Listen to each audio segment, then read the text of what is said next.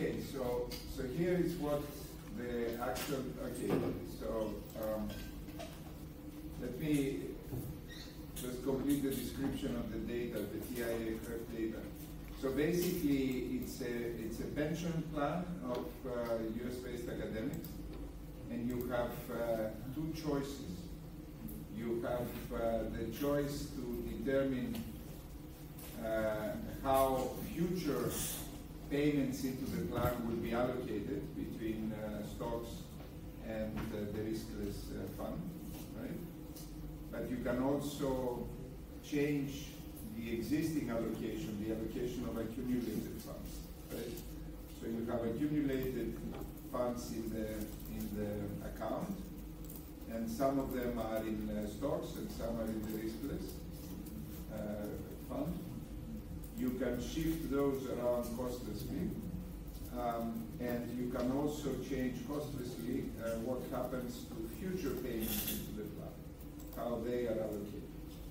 So basically, you can choose your risky portfolio share that way, and people can, the data report that. So here is just the participation rate. So out of this selected sample, I mean, there's no claim to talking about the overall U.S. population. This is just the U.S. academics, participants in this market. So fraction of participants with equity in assets. So stock market participants. And you see here that each, the dots are connected with respect to the year. You see here 1991, 1997, 1999. So the year of observation. What risky portfolio share did people have at different, in that year, people of different ages, okay? So basically, connecting these dots ignores cohort effects, right? It assumes that time effects and age effects are the important ones, and well, age effects we're trying to estimate, but time effects are important, and cohort effects can be key. And you get a very clear ham-shaped picture from these data. And then in the second option, exactly the same data, but they are connecting the same cohort over time. So they are following the same cohort of people as they age. And you see here that, they are able to follow people over 10 years, right? So you get about 10 dots for each cohort. And here you sort of get an impression, a visual impression in terms of an envelope, if you like. What is the pattern here? And you get again a ham-shaped pattern, but you don't know exactly what it is. And here you see negative age effects very much in this cohort. You see flatter age effects for this cohort. You see very strongly positive age effects for this cohort, etc. So you need regressions to be able to figure out exactly what's going on. And down here, you run these regressions and you set you set cohort effects to 0, and you come up with this pattern of age effects, and you set time effects to 0, and you come up with a very different set of age effects. So they appear strongly positive here. Here they are appearing, ham-shaped in participation, in terms of the participation. So you get very different conclusions from regressions depending on whether you include age effects or time effects in the regressions. So basically you would run the regression, control for other factors as well, but you would run a regression with time of collection, of data collection in, and with age, and then you would plot for different ages, you would plot the results.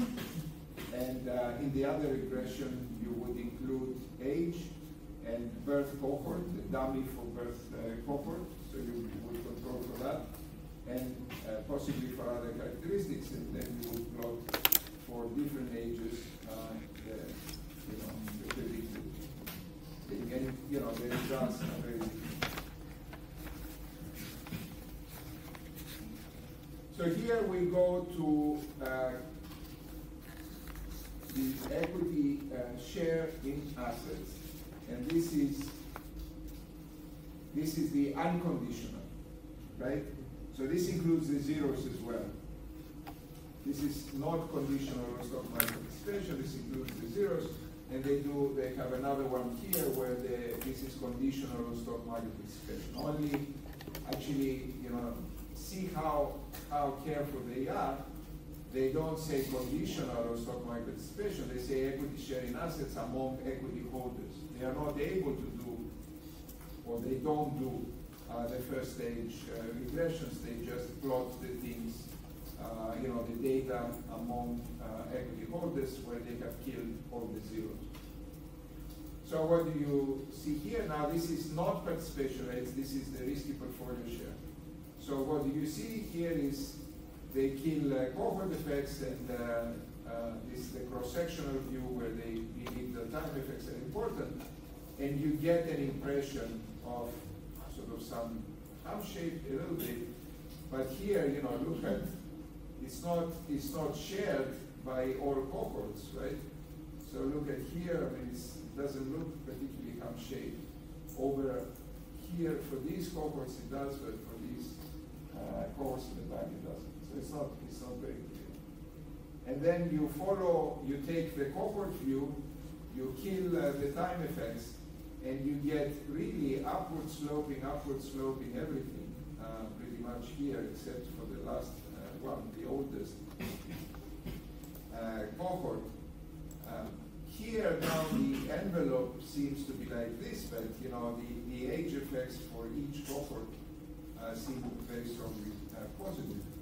And then when you do the regressions, when you kill cohort effects and you only include time effects, you get what I was talking about at the beginning. You get a pretty flat profile, age profile of the risky portfolio share. So based on these estimates, you're not changing the risky portfolio share, or U.S. households, those households, are not changing the risky portfolio share over as they grow older. But if you take the cohort view, same data, you take the cohort view, you find a dramatic positive age effect in the risky portfolio share. And for the conditional risky portfolio shares, again the same thing, pretty flat cohort view, pretty flat cross-sectional view, no cohorts, pretty striking positive slope when we focus on cohort effects and ignore them. Then,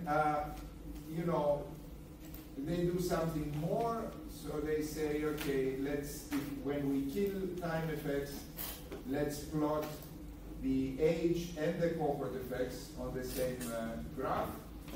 This is for unconditional shares, for participation, and for conditional shares, and you get, really kind of, strange X's there, where the age and the cohort effects cross so dramatically. So what are the conclusions from how it presents figures? So similar patterns arise in both assets and flows. It's difficult. It's different identifying assumptions yield very different results, as I showed you. There is no evidence supporting declining age pattern, because what we saw was it's either flat or it's strikingly positive. But this idea that as you age you get out of stocks, that the model implies, is clearly not there, regardless of what choice you make of what to kill. Whether to kill birth effects, cohort effects, or time effects. Without time effects, you get sharply increasing age effects, sharply decreasing cohort effects, which seems implausible. So they say now on plausibility grounds, but that's a little bit introspective econometrics, right? I mean, it's not so objective. On plausibility grounds, they conclude that time effects belong in the specification and cohort effects can be left out if you have to leave out one of them. Now, it turns out you don't have to, there may be another thing you can do. You don't have to completely ignore cohort effects. You don't have to completely ignore time effects, right? What you cannot do is include age, time, and birth year in the regression, okay? So you have to kill, if you are going to include age and time because you believe these are important, you have to kill the birth year, not include the birth year, right? But you can include something else that happened in the market, in the environment, around the formative years of that cohort, right? So for example, you use the average stock return over the previous, this is time. For cohort effects, use the 10-year average stock return while the individual was aged 15 to 25, the formative years. So instead of, if you go back to my explanation of cohort effects, I was telling you what is the surrounding environment in the formative years of these people, right? So instead of, capturing this by the birth year, you can capture it, more directly by data on the stock market, etc. Now, is this as satisfying as putting the birth year there? No, because you have to make some choice about what environmental variable is important for these people, right? Here is a plausible choice, average stock return, but who knows if they were paying attention when they were 15 to 25, were they paying attention to the average stock return? Could it be something else that they are missing here and that varied differently? So the shortcoming is that you have to make some arbitrary choice. The good thing is that you don't have to ignore cohort effects completely, right?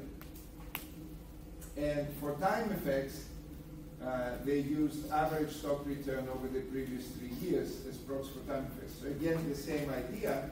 Instead of putting the year of observation, you are including an environmental variable around the time of observation, which hopefully captures the macro effects and the macro environment around the time of observation. Okay? So what did they find? So here with this proxy for time effects, but including regular birth year effects, the return coefficient is economically and statistically significant, so the coefficient on time effects, but the X shape remains, so you get increasing age, declining cohort effects, which is kind of strange. When they include the time year of observation, the year of observation, and they use a proxy for cohort effects, the return coefficient is economically small. So this proxy, the coefficient on the cohort proxy is economically small, other estimates are unaffected. And they try a different thing with cohort effects. Maybe it's not your formative years. Maybe it's not the 15 to 25. Maybe what matters for your cohort, what defines your cohort, is the year you entered the stock market, you first entered the stock market. So what were the conditions at the year when you entered the stock market? Because presumably that was the time that you were looking around, collecting information about how to invest in stocks, the conditions in the stock market, etc. So that may be a more meaningful definition of your cohort than simply your birth year, right? So they tried that as well, and there is a year of entry effect which is statistically and economically significant. Okay. So you see the inconclusive nature of this, and I guess, I don't know what I would have done in 2005 if I refereed that paper. I didn't. I was not sent that paper back in 2005 to referee. But I could see how referees would get discouraged by the absence of a very conclusive answer. This is the age effect, this is the year effect, this is the cohort effect. But I think it's an extremely useful paper in illustrating the problems. Okay, so here is I promise you the recent state of the art, and that's the paper by Fager, Gottlieb, Wiso of Journal of Finance 2017. And in what sense is it the state of the art? So they're using Norwegian data, which is probably the best data in the world for portfolios, etc. Unfortunately, you can't get it very easily, right? It's not widely available. So, get in touch with Norwegians and get a Norwegian co-author so that you can use such data. So it's better data, it's population-wide, it comes from administrative records, wealth tax records, etc. So it covers the entire population. And for many years. So it's really a fantastic data set.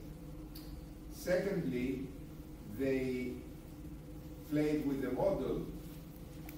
They did not produce a brand new model, but it was like when you're cooking in your kitchen and you have different ingredients, right? You can pick and choose which ingredients to put. So they put in their model the ingredient of fixed entry and participation costs, and they put a disaster, potentially small probability of a large part of your wealth getting wiped out, stock wealth.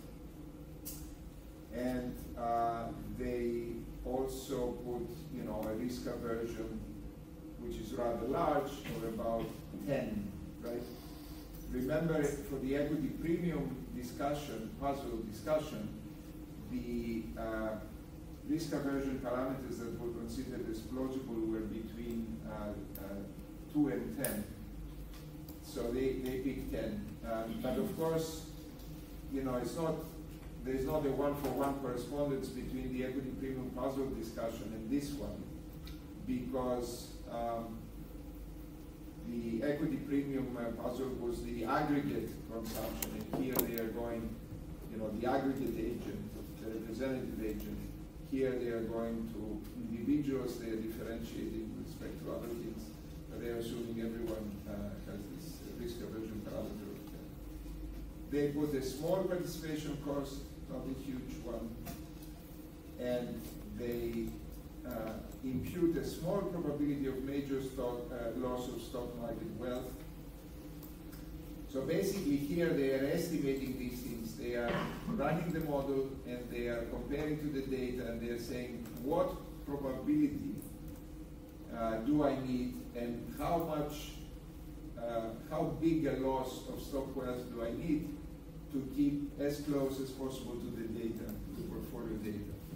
And they are finding, a small probability and about 78% loss of stock wealth. So not complete wiping out of stock wealth, but of course 3/4 of stock wealth disappear. And individual and the small probabilities, individual specific due to cheating or to disasters, power disasters like that. Okay. So what are the outcomes from these ingredients, right? What are the outcomes from this model? So they get a prediction of hump-shaped participation, right? They are getting the prediction that that we saw in the raw data, plotted against age, the participation rate is hump-shaped. They get a prediction that people are exiting the stock market at retirement. So this suggests to you that there will be action with age, right? Older people are exiting at retirement. And how about the portfolio share? They are estimating an initially flat and subsequently diminishing risky portfolio share. What does that remind you of? This is the standard model, right? So the first time I heard this paper being presented, it was a working paper at one of our conferences, House of Finance conferences, and Francisco Gomez was discussing this paper, and he was jumping up and down and saying, what a fantastic paper this is, because this is the first paper that matched this model, right? The Gomez one, this downward sloping risky portfolio share is exactly what they were predicting. And I told you that it's not being borne by other data, by US data, but this particular paper estimated something very close. So this is if you like, the positive news about, even the standard model that maybe, Norwegian data can get us closer to that. So let me show you some of the results. So this is cash on hand. So they are plotting cash on hand. And they are saying how much cash on hand, so the X, they are plotting the X, and they are saying how much cash on hand do you have to have in order to participate, okay, when you are facing a fixed cost of entry, but they are fixing the fixed cost of entry. Okay, so here they have estimated the fixed cost of entry, or they have assumed the fixed cost of entry that is small, and then they are not solving the equation for K of X, right? They have imputed a particular K, they have estimated a particular K, they have put it into the model, right? And they are saying how much X do you have to have so that X minus K, minus this K that we assume, is going to get you to participate in the stock market. Okay? Yes? So what do you see here? You see that this threshold cash on hand is rather, is a little bit higher at young age, and then it drops until age 60. But then, as you enter retirement, it shoots up, right? So this is what they are getting from their full model, which means what? That you would need to be very rich to be participating in old age, right? So they are getting a lot of exit from the stock market in old age. So this is their full model, and this is, the blue is how much they would get only from the fixed cost model without the probability of disaster or of being cheated. So you see that just the fixed cost is letting you be in the market until age 92 or so, pretty much, and then it shoots up. So it doesn't do much to kick you out of the market when you retire, but the combination with the probability of disaster is actually doing the trick, and it's getting you out much sooner. Okay.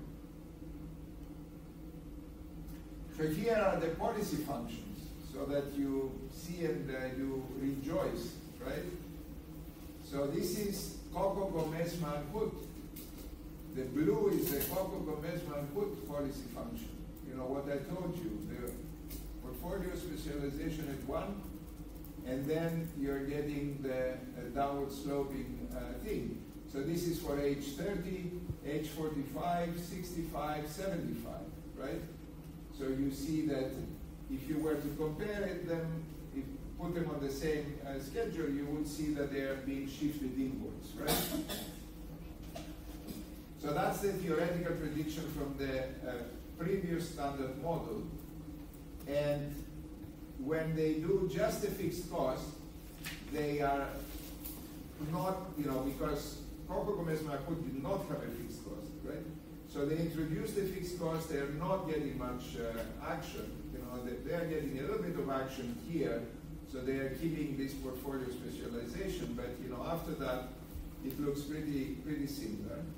But when they put also the fixed cost and the probability of being cheated, this probability of disaster, then, at age 65, if you have a low financial wealth, you're out. And then if you have higher financial wealth, you are in, but, with a limited risky portfolio share that declines through time. And here you see, the pattern of decline in younger ages much more clearly. Okay, so this looks very much like it's much closer to the standard model, previous standard model, when they included the probability of disaster than previous incarnations of this. So these are the theoretical predictions. But of course, are these realistic? Do these conform to the data or not, right? That's still not clear. I mean, this is just a theory so far. So here also you see entry and exit rates from risky asset markets, so against age. So what is the proportion of people entering at this age, at that age, etc.? So if it's entry, any type of entry, you get that.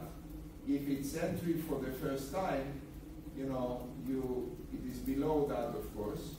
So the difference is entry for the second, third, fourth, etc.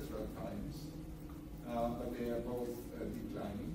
And how about exit from risky asset markets? So it declines, any exit declines with time. Exit forever seems to be, increasing with time. These are the people who are exiting, you see here, exit forever in the retirement years is picking up a lot. Okay, so here comes the data, right? So you see here the cohort view, right, in the participation share. So they are following the same people over time. And this is when they were born. So these are the people who were born in 1920, 1925, all the way to people who were born in 1970. And of course, it is a recent paper, but you have to wait to start an economic life. So they are, you see that, these age effects seem to be upward sloping, but of course, you see that if you follow the cohorts, they go up and down. So this young cohort seems to be going all up, but from a certain age onwards, right, the pattern of age effects changes. But you get, this idea of a hump shape, if you like, just as a visual impression. But if you go to the detail, it's really not hump shaped for everybody. How about the risky? So that was participation. How about the risky share of financial wealth by cohort? And then again, they are plotting these things, and if you follow a particular cohort, you see lots of fluctuations, etc. But actually, this looks very much in the raw data. This is the raw data. They're not controlling for anything, right? It looks very much like a downward sloping risky portfolio share thing, right? So Gomez was getting excited already just by looking at that. But then they are going to do the econometric model, and this now is more sophisticated, and we're going to see it in a little bit of detail, because that is a little bit state of the art, and also it gives you different possible approaches that they tried. They tried all of them, and they got quite comparable results. So the first thing is, so this is the risky portfolio share. Now we had it as alpha, Amerx and Zendesk had it as omega, they have it as S, right, for share. And this is share of household I, of age A, of cohort C, of time T, right? At time T. They are observing it at time T. So here is the age effect, here is the cohort effect, here is the time dummy, okay, dt, the time dummy. Here is a trend, time trend. Here are control variables for different characteristics.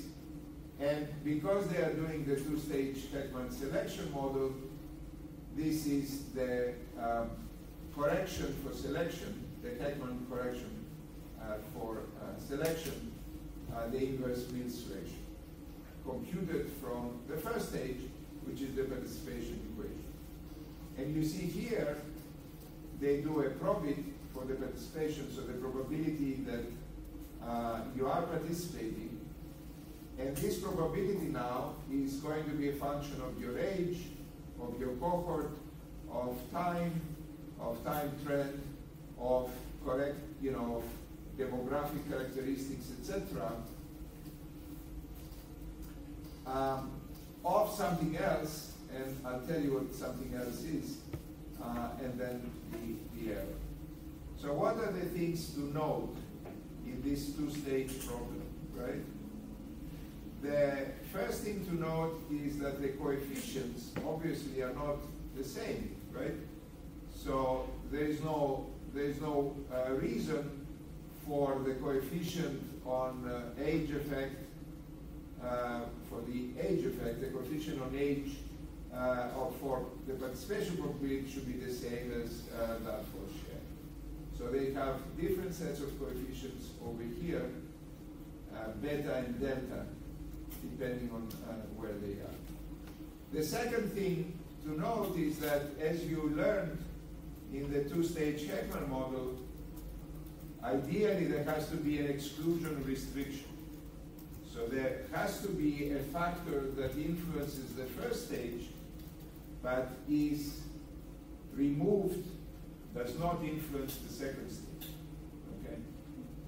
And unfortunately, in household finance and stock market participation, etc., it's a very difficult thing to find. What could be a factor that influences just your participation probability, but does not influence your desired stock holding, right?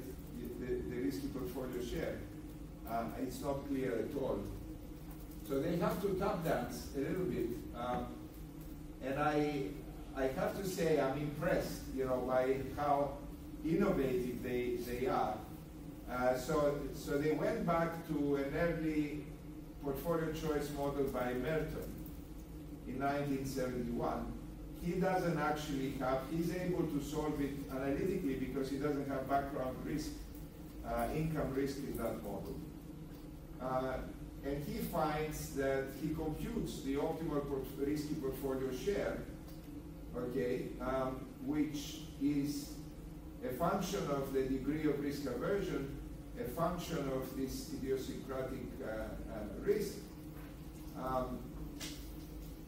And of the return of the risky asset, and it is a function of the ratio of human wealth to financial wealth. Okay. So the portfolio share is a function of this, and of risk aversion, and of the characteristics of the asset. But this thing seems, to be capturing the essence of determinants in terms of investor characteristics, household characteristics. Okay. So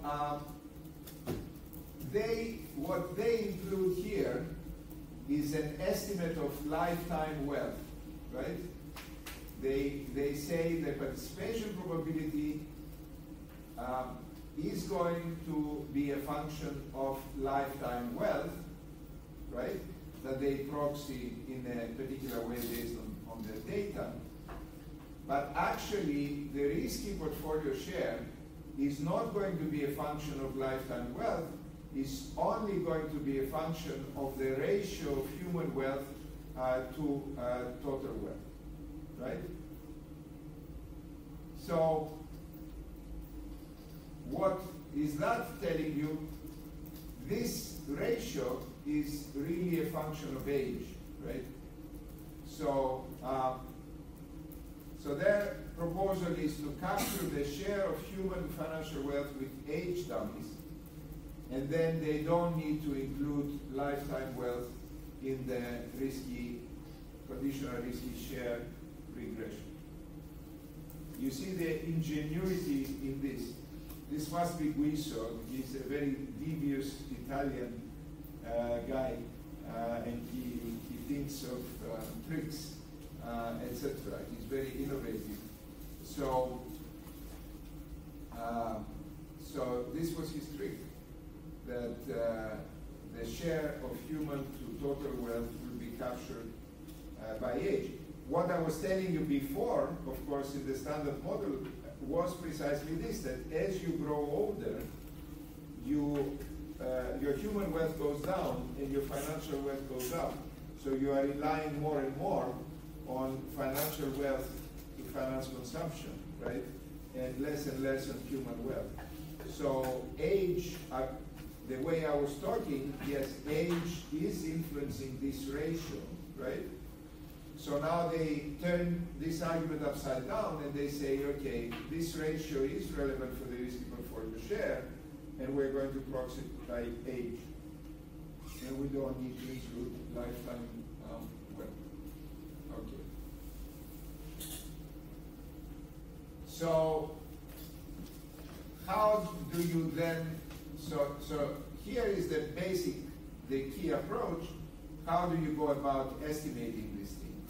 And here they consider three possibilities, three choices. Again, to show that there is no ideal choice, but actually the results are not very different across different choices. So the first choice was suggested by Deaton and Paxson in 1994. Angus Deaton actually has gotten the Nobel Prize relatively recently. So is to impose parametric restrictions. So basically detrend the variables. That's why they included the time trend in the variable in the specification to detrend the variables, and impose that the time effects sum to 0. So you go here, this is just copy paste the two equations, regressions. And then the Deaton and Paxson specification is to include the trend and assume that the sum of the coefficients on the time dummies here and here, so both for the conditional risky share and for the participation regression, is 0, right? So that was the suggestion of Deaton and Paxson. So basically, you know, they are saying the sum of those is equal to 0, and they are also these values. So they are operating, they are getting away from the identification problem by restricting the coefficients on the time dummies, right? They should have been able to estimate these coefficients completely unrestricted, but they do run into the problem, the identification problem. So one solution to the, so instead of killing the time dummies or meeting all time dummies, they say the trend matters and the sum total of the time dummy coefficients is 0, but each individual time dummy, you know, matters, could matter. Right? So that's approach number 1. Approach number 2 is based on Malmendier and Nagel. So what is this paper, and you know, a whole line of research that came after this paper? And this paper of Malmendier and Nagel showed that early life experiences matter for your behavior and for your expectations much later on. So if you experience, you know, stock disasters at the beginning then of life, then this is going to matter permanently. So you are, if you experience disasters, you will be, you know, even years afterwards, you would be much less likely to participate in the stock market than people who experienced, you know, upturns, very positive stock returns in their early life. Okay, so you know, in fact, this is true in Greece now. 2000, lots of people lost. There was overinvestment in the stock market. Lots of people lost their stock wealth completely, or a large fraction of it. And now Greece has the lowest stock market participation rate in the Eurozone because nobody wants to touch stocks. And it has been 25 years since then, right? And people just don't forget, and one tells the other, and you know, it just doesn't pick up. Stock market participation just doesn't pick up. So, okay, so based on, you know, this type of literature and this type of idea, they you know, they capture those who experienced higher or lower average stock market returns by using a weighted average of Norwegian index and S&P 500 in their formative years, 18 to 25. So why in their formative years? Because that's the Malmendier-Nagel idea. Early experiences, life experiences matter. Why is it a weighted average of the Norwegian index and the US Standard & Poor's 500? Because Norwegians are also internationally diversified. Norway is a small country.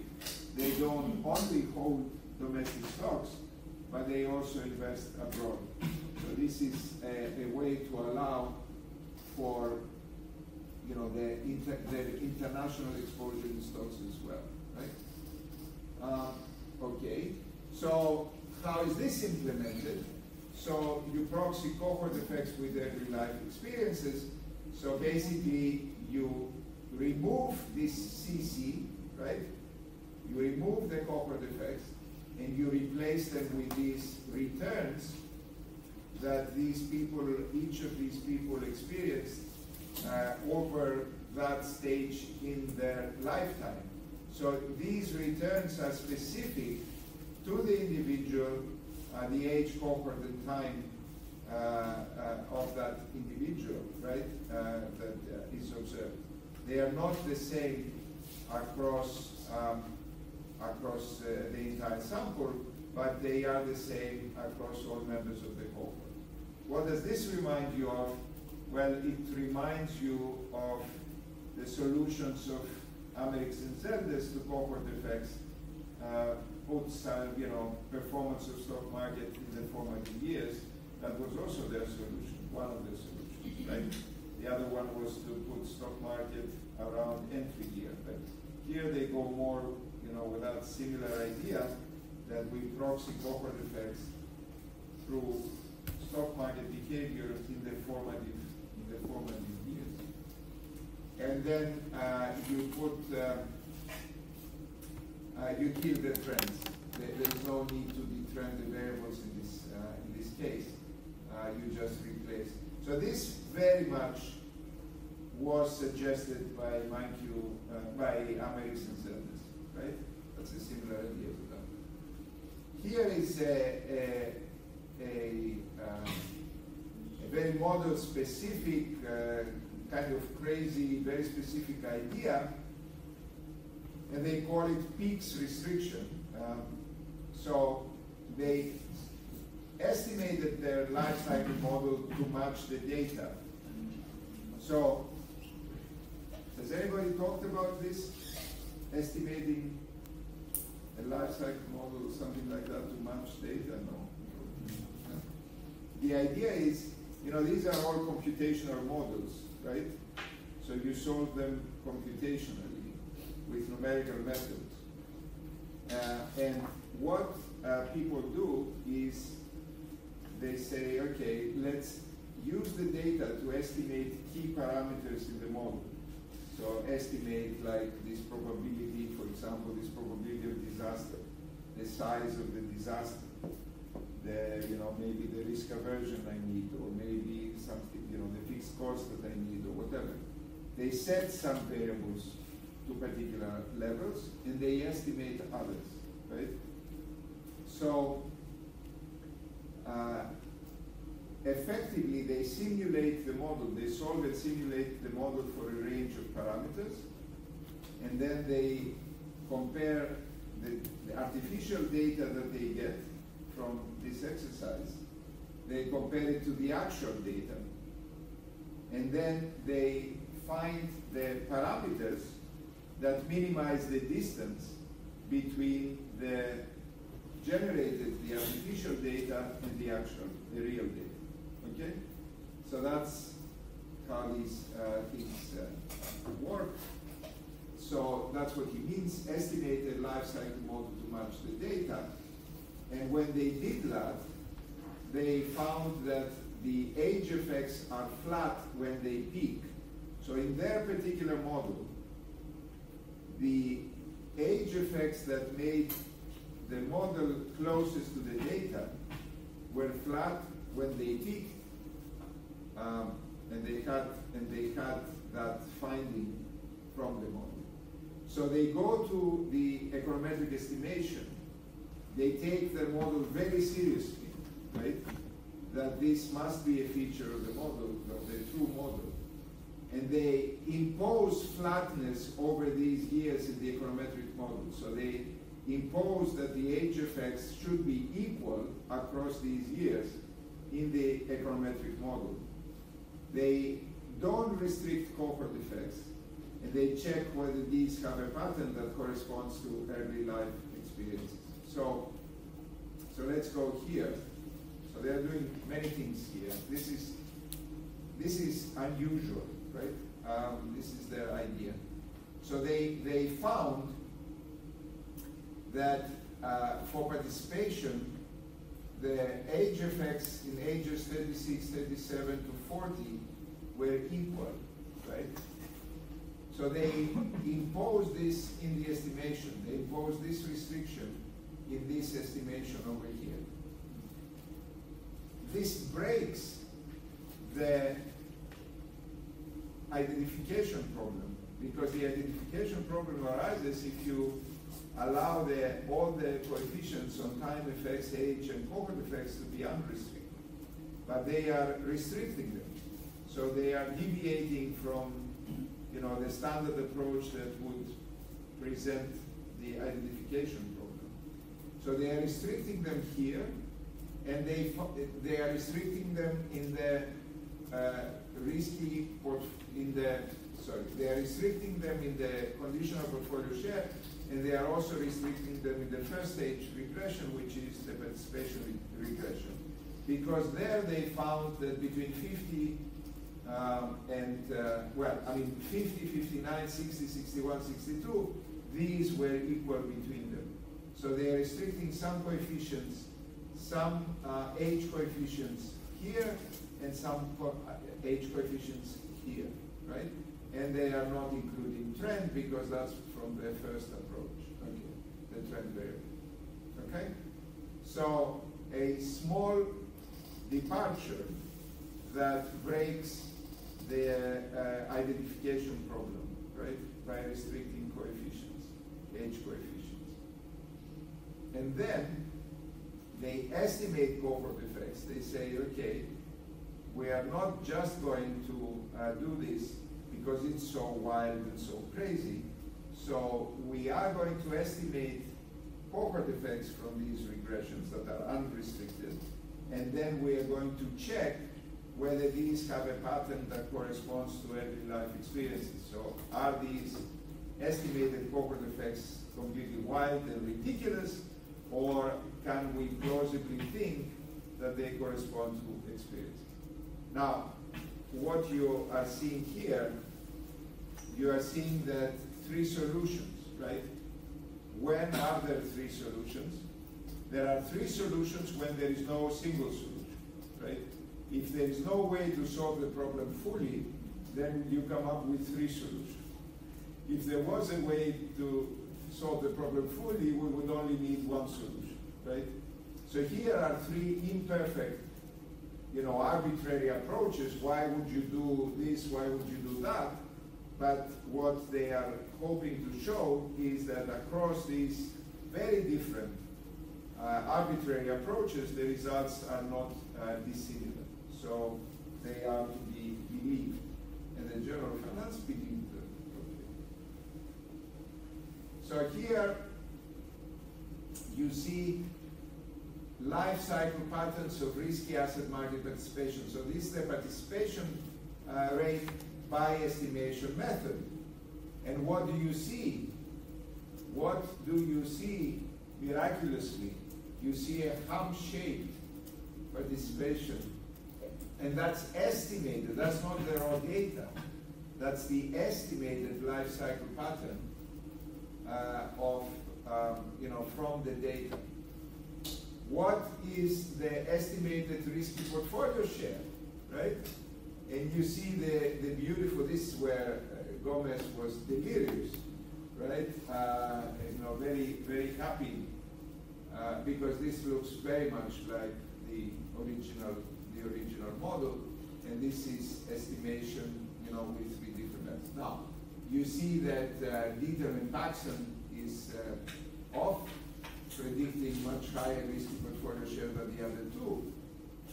So, okay, you may be a little bit uncertain about the level, but the shape is much more important than the level, and it seems to conform to the model. Now, the question is, this is a remarkable fit to the central implications of the theory. So here is my unanswered, unkind question. I mean, I love these guys, and I'm very impressed by what they did, right? But,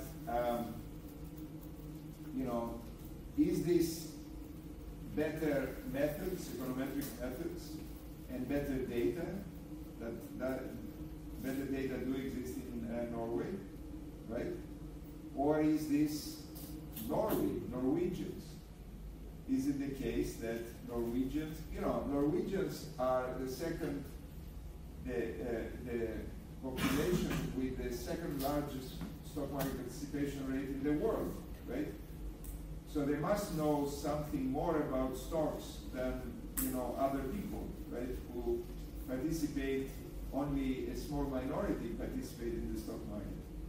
So are they closer to the model because they know more, they are better stockholders, right? Or are we finding these results because the model is a better, representation of reality generally, and when we get good data, we will find this in other countries as well, right? So there are some attempts now to estimate similar things for the US, etc. But the data are not as good as the Norwegian data. So maybe it gets there, maybe not. But you guys are going to solve this problem because you're going to get the definitive data set and apply these methods and find whether they apply more generally or not. Okay? Any questions or things you care to discuss? No? Okay. I'm not going to give you more